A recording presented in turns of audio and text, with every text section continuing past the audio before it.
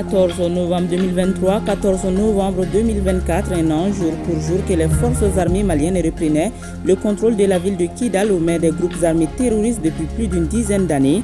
La reconquête de Kidal, une opération minutieusement planifiée et savamment orchestrée par les forces armées maliennes. Yaya Konati revient sur les derniers jours du mouvement des FAMA vers Kidal dans ce journal. Nous sommes 14 novembre 2024, un seul titre pour ce journal. Mesdames et messieurs, bonjour et bienvenue. Direction tout d'abord Koulouba, où le bureau du vérificateur général du Mali a émis ce matin son rapport annuel 2023 au président de la transition, le général d'armée Assimi Goïta.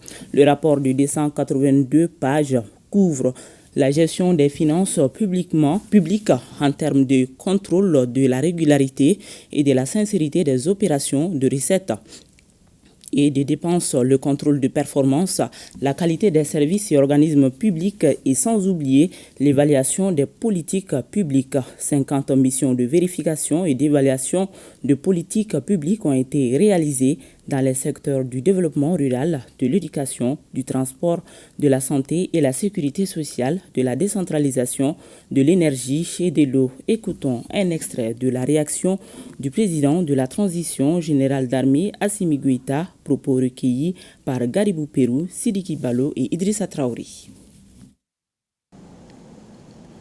C'est avec plaisir que je reçois aujourd'hui le rapport annuel du bureau du vérificateur général au titre de l'année 2023.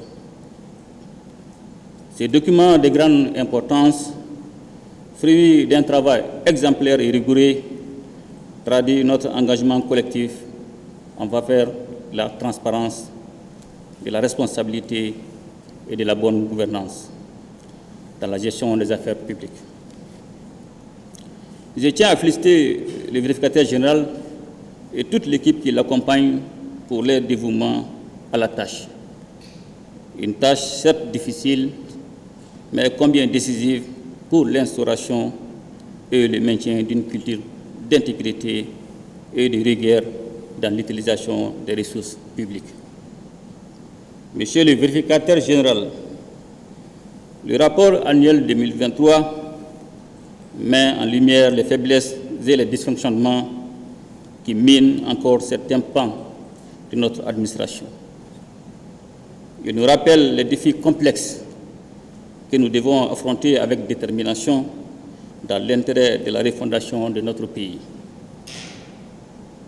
Ces constats sont des appels pressants à l'action, des avertissements que nous devons écouter pour tracer une nouvelle voie vers l'excellence dans la gestion publique. Mesdames et messieurs, la construction d'un Mali prospère et stable repose sur une gestion irréprochable de nos ressources.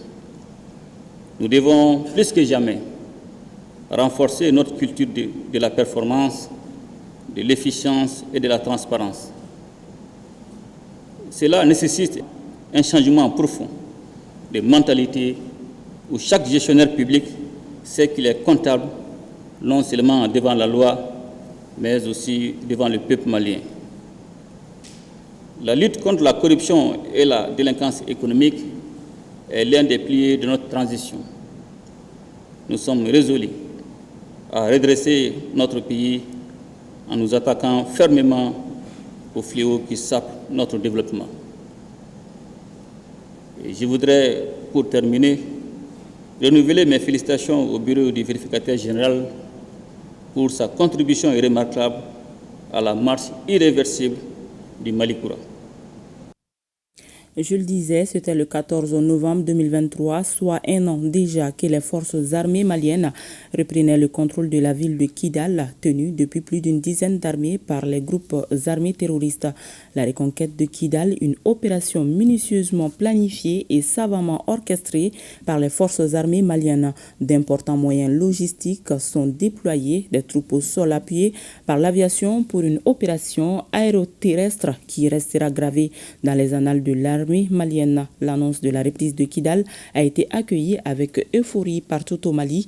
Les Maliens qui ont ainsi célébré une étape symbolique dans la marche vers la reconquête de l'intégrité du territoire national. Retour sur les faits avec Yaya Kounati. Une entrée triomphale dans une cité jusque-là interdite.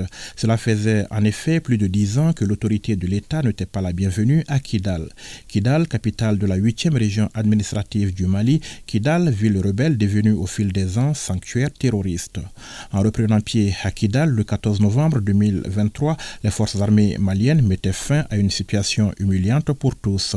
La victoire est plus que symbolique, elle est obtenue grâce à la clairvoyance des autorités et au courage des femmes.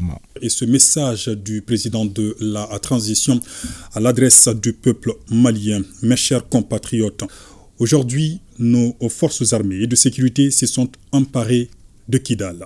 Vive le Mali! Vive le Mali! Vive le Mali! À nous la victoire! À nous la victoire! L'annonce qui s'est répandue comme une traînée de poudre provoque une euphorie collective. Partout sur le territoire national, les populations célèbrent un symbole de la souveraineté retrouvée. Sur le théâtre des opérations dans le septentrion malien, l'ambiance était déjà électrique dans la foulée de la rétrocession en cours des camps de l'amunissement aux forces armées maliennes. L'étape de Kidal s'annonçait non sans heurts. La mission onusienne quitte finalement la ville sur la pointe des pieds. La bataille de Kidal était donc annoncée. Elle aura bel et bien lieu et tournera à l'avantage des femmes. La reconquête de Kidal, une opération minutieusement planifiée et savamment orchestrée par les forces armées maliennes. D'importants moyens logistiques sont déployés, des troupes au sol appuyées par l'aviation pour une opération aéroterrestre qui restera gravée dans les annales de l'armée malienne. Nous sommes le 9 novembre 2023. Deux sous-groupements tactiques interarmes sont mis en ordre de bataille à partir d'Anefis. Le premier opère une avancée de 40 km vers Kidal. Il sera rejoint le lendemain par le second dans sa base avancée à environ 70 km de la ville. Et c'est à 12 heures précises que les deux échelons entament leur progression vers leur cible. Ils observeront une pause à 33 km de la ville à l'issue d'une journée sans incident majeur. La progression reprend le lendemain aux premières heures de la matinée. Aux environs de 13 heures interviennent les premiers accrochages. La combinaison des actions aéroterrestres avec les L-39 et les drones TB2 va fortement déstabiliser les lignes défensives des groupes armés terroristes qui n'auront d'autre choix que de battre en retraite vers Kidal. Le convoi passera la nuit ce jour à 20 km de la ville. Dimanche 12 novembre, des mouvements de groupes armés sont repérés par des drones à 15 km de Kidal. Les dispositions sont prises pour les neutraliser. Le convoi se positionne sur des hauteurs et la surveillance se poursuit par les drones qui vont devoir mettre le feu sur 7 autres pick-up. Lundi 13 novembre, le convoi poursuit son positionnement autour de la ville. Un véhicule blindé détenu par l'ennemi et deux pick-up sont détruits. À la mi-journée, le convoi est à 13 km de Kidal et les vecteurs aériens continuent d'intervenir pour traiter des cibles. À 19h, les troupes sont aux portes de la cité. Elles y passeront la nuit pour reprendre leur mouvement le 14 au petit matin. Il est 10h45 ce mardi 14 novembre quand les premiers éléments des FAMA font leur entrée dans la ville. Elles entament alors des opérations de déminage et de ratissage. La ville est désormais sous contrôle, une victoire d'étape importante saluée par les autorités maliennes.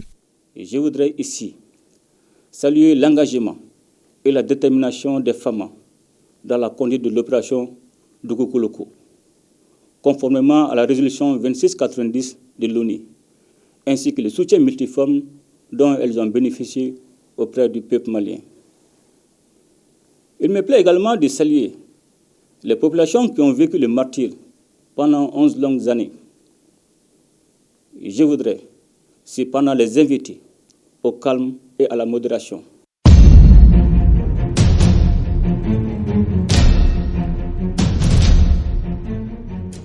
Depuis la reconquête de la ville de Kidal, les forces armées maliennes poursuivent inlassablement leurs opérations de sécurisation de la région tout entière. En ligne de mire, la reconquête totale du territoire national, une lutte implacable contre le terrorisme en vue de l'affirmation pleine et entière de la souveraineté de l'État malien sur l'ensemble du territoire national.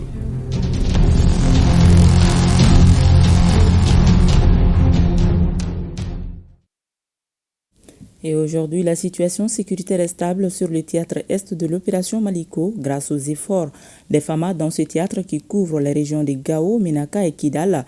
Les populations vaquent normalement à leur occupation, une situation rendue possible grâce aussi à la franche collaboration entre les FDS et la population. Aujourd'hui, l'administration et les services sociaux de base s'activent à offrir les meilleurs services aux habitants de ces régions, particulièrement ceux de Kidal. Le processus de stabilisation est en cours et demande l'implication de tout un chacun. Le reportage au QG de commandement du théâtre Est de l'opération Maliko basé à Gao avec nos envoyés spéciaux Bemba Sibi et Adama Kamara.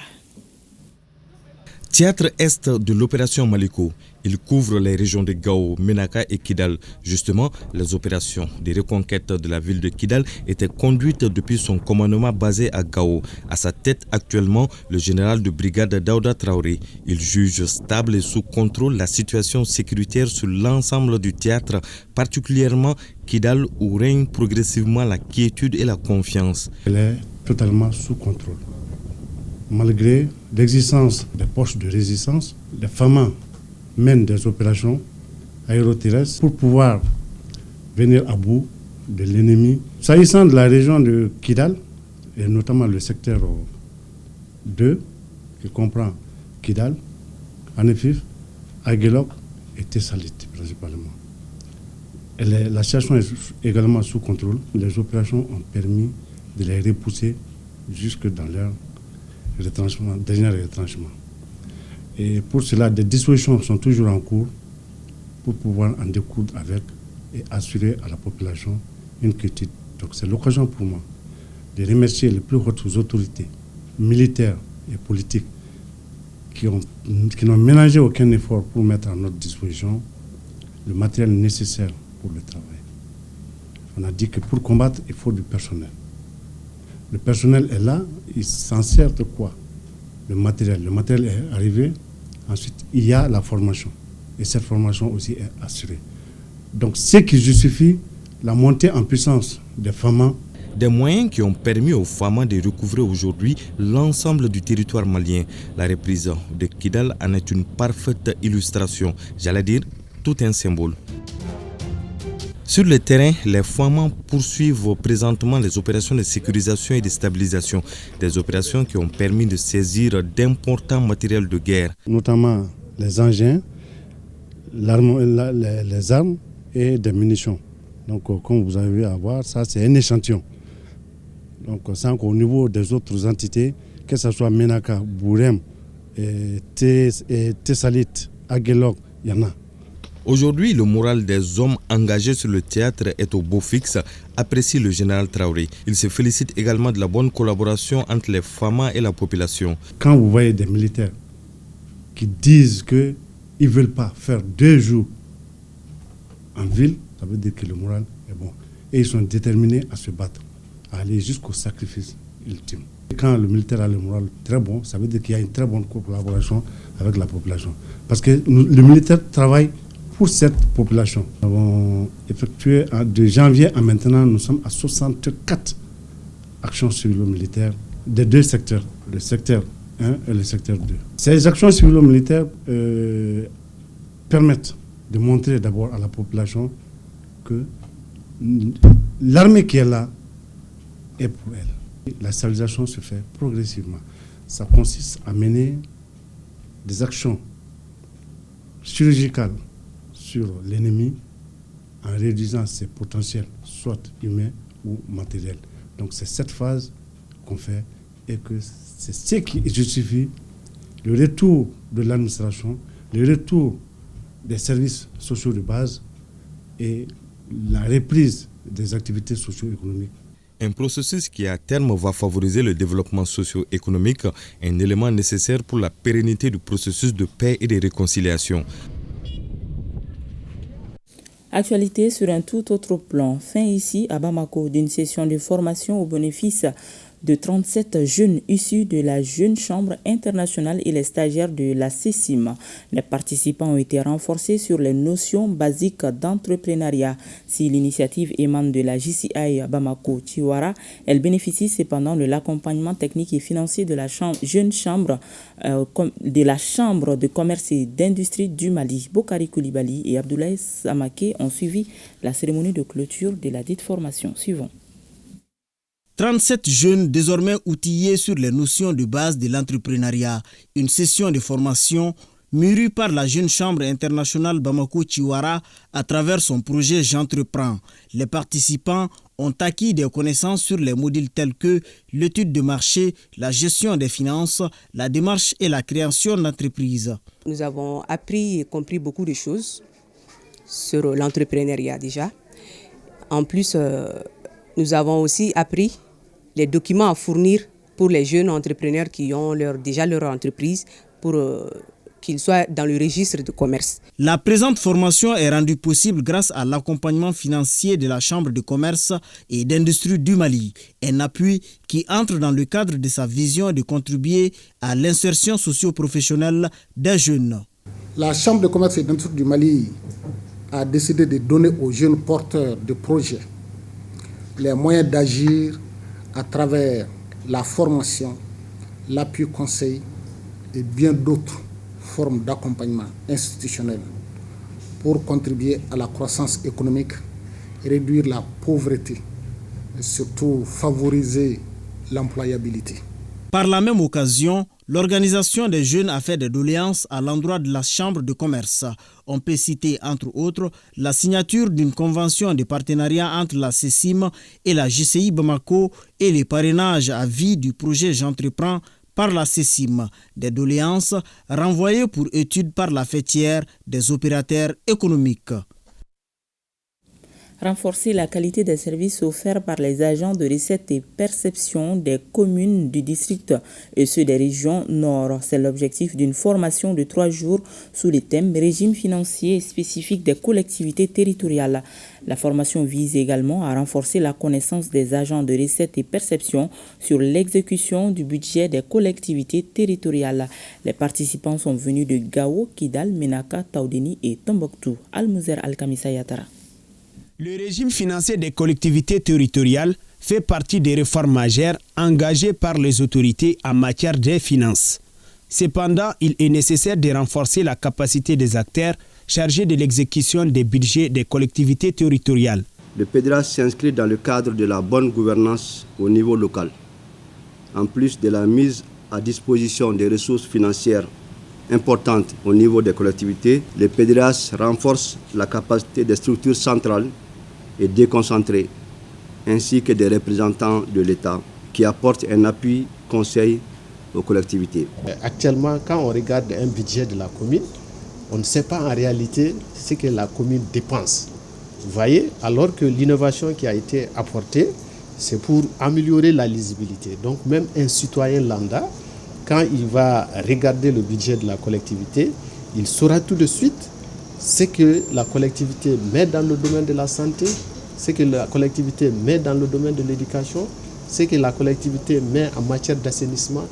Cette initiative vise donc à renforcer la qualité des services offerts par les agents des recettes perception des communes. Au menu des échanges, différents modules seront exposés. Nous aurons les principes budgétaires et comptables des collectivités territoriales, la présentation, la structure et le contenu du budget local, l'exécution du budget et la tenue de la comptabilité des collectivités territoriales.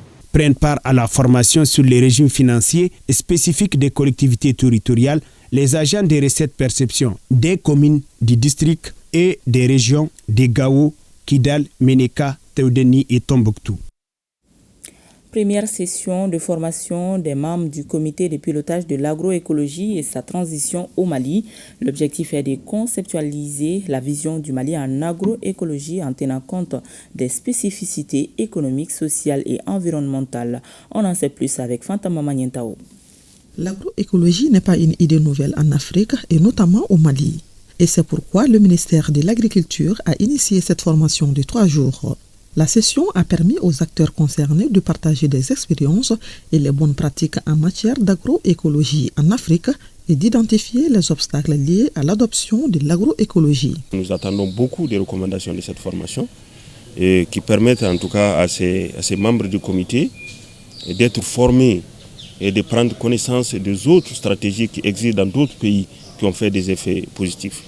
Selon l'ONG Mali Folk Center, cette formation n'est pas simplement un espace de discussion, mais une plateforme pour poser les bases d'une transformation profonde. C'est salutaire que le ministère de l'Agriculture du Mali, donc, avec ses différents partenaires, donc, ont pensé à promouvoir l'agroécologie, qui n'est pas une pratique nouvelle, qui est une pratique ancestrale, mais qui peut être améliorée avec les pratiques modernes. Donc nous pensons que c'est vraiment important d'avoir une telle stratégie.